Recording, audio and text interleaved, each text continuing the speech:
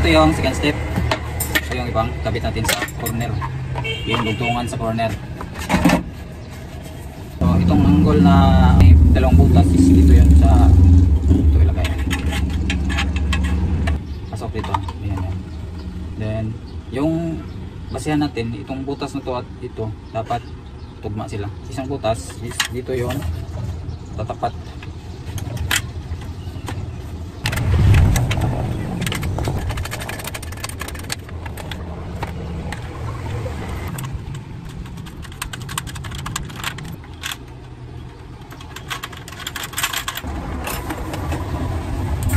Same process lang din basta kabila.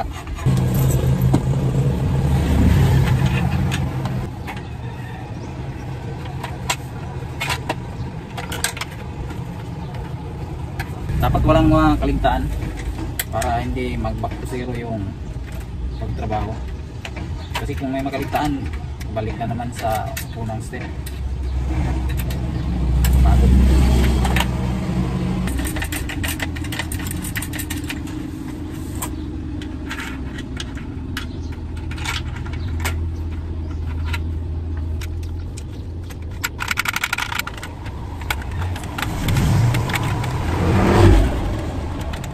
Huwag mo na ito higpit para makaka-adjust pa tayo sa pagkabit ng ibang parts. Ito yung susunod. Si process din. Huwag kalimutang ipasok itong angle dito sa sleeve.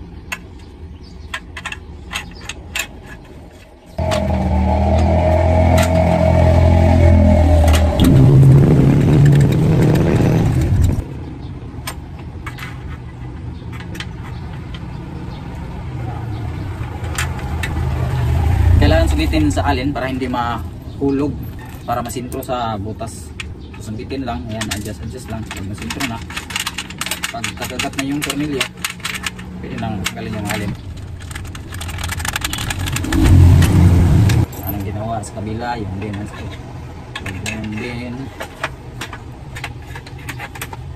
ayan, patayin para makita.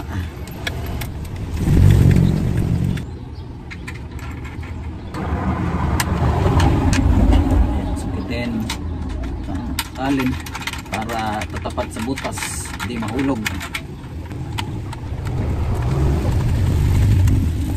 Ayan, set aside.